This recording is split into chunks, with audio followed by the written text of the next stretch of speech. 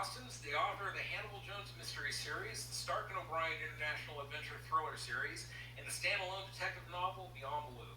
His short stories have been featured in several anthologies, and he's featured in the Edgar-nominated African American Mystery Writers. He's a past president of the Maryland Writers Association and one of the most tirelessly active figures in the DMV crime writing community.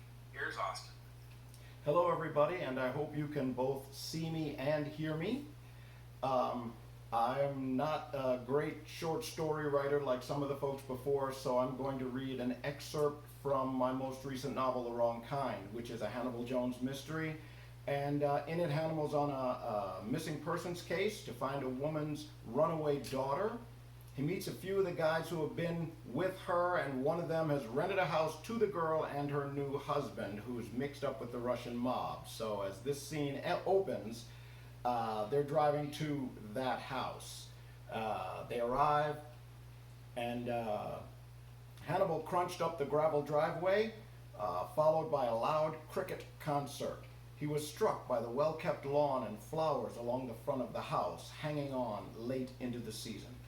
They spoke of a woman's touch, well-tended and laid out in neat rows. The flowers made him wonder how long the couple had been playing house here. Had Danny rushed here after being released from the hospital?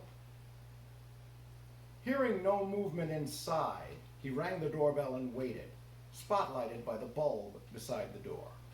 He felt rather like a target there and mentally measured the number of paces between him and the darkness he could hide in. 30 long seconds dragged past before he heard footsteps on the other side of the door. 1, 2, 3 locks were thrown, and then the doorknob turned. The door swung inward, and the sparse moonlight glinted off the silvery finish of a revolver pointed at his navel. The gun looked too big for the dainty hand holding it. The woman was compact and shorter than he expected. She was pretty in an aggressive way, her tan eyes daring you to take a chance. And her hair was still 3 inches past her shoulders and streaked a variety of shades from blonde to auburn. She had failed to do the first thing a person who is hiding out should do, cut and dye her hair. "Connie Babcock?" Hannibal asked. "We meet at last. Your mother is worried about you. May I come in?"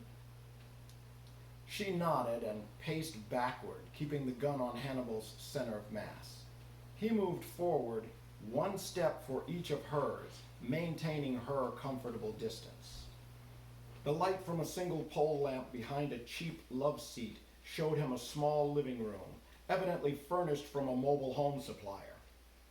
It showed an absence of the kind of clutter that homes usually gather if people stay there any length of time, unless they're the kind of people who are ready to move out at a moment's notice.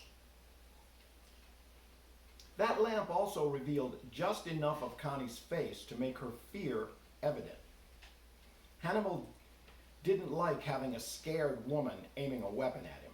Guns in the hands of frightened people tended to go off. He held his hands out to his sides, palms forward. When she stopped, he stopped. It seemed she was waiting for him to speak, but he let the silence build between them until she felt its weight. "Who are you?" she asked at last. "Are you alone? Where's Quentin? How do you know my name?" "Well, those are the right questions," Hannibal said through a friendly smile. "My name is Hannibal Jones. I'm a private investigator. I'm alone. Quentin is outside in his car." "What? Why?" "Well, he says he and Danny don't get along too well." "You saying Quentin brought you here? Why the hell would he?" Her eyes went to the front window, as if she could see through the closed blinds and drawn curtains. Hannibal shifted a little to his left. "Quentin found me because I was asking about you down in Virginia Beach." "Again, why?" Connie held the gun at full arm's length now, as if that made her less likely to miss if she decided to fire. "Are you one of those MMA fighters? One of those gang boys Danny was dealing with?" "Nothing like that," Hannibal said. "I'm here for your mother. She's worried about you." "Mama?" the woman repeated. Some memory surfaced, and for an instant she was looking into the past, not at the revolver's front sight. This was the moment. Hannibal stretched and swung his left hand forward to grip the 5-inch barrel. Connie gasped as he twisted the gun hard and snatched it out of her hand. She shuffled backward, her feet tangling each other, and her behind slammed down on the hardwood floor. She never stopped staring up at her visitor. Bad idea to point a gun at a brother unless you intend to use it. The fear on her face changed to total horror. Between the rapid breathing and gaping eyes, Hannibal feared she would pass out. Then he realized her eyes were not on his face, but focused on the pistol he had just taken from her. He crouched to get closer to her and flipped the gun to the side. It skidded across the floor and disappeared under the couch. "Now, relax, girl," Hannibal said, "and tell me what you're so afraid of that you greet a stranger at the door with a gun." She swallowed hard. It's Danny. He's mixed up with some really bad people. I don't trust any of them. I don't know how he could want to get himself mixed up with that crowd. He's not one of those guys." "Danny," Hannibal said with a derisive smirk. "Yeah. And Ozzy. Oh, and Greg. You do seem to get mixed up with guys who run with a dangerous crowd." "What do you know? I'm just trying to make it," she said, and this time Hannibal saw a little fire beneath the fear. "Look, I'm not trying to run your life," Hannibal said. "You're a grown-ass woman and you're going to make your own choices, good or bad. I was just hired to find out what happened to you, to make sure you were still breathing and safe. I've done my job, but listen, if you take my advice, you'll go back up to Charles County and look in on your mama. It might not matter to you, but it'll make her feel a lot better." He stood, leaned forward, and offered a hand to help her to her feet. And then the lights went out. Hannibal spun in the sudden darkness, one hand snatching his Oakleys off his face while the other darted under his suit jacket, reaching for his weapon. Before his fingers could manage to grip the gun, his head exploded with pain.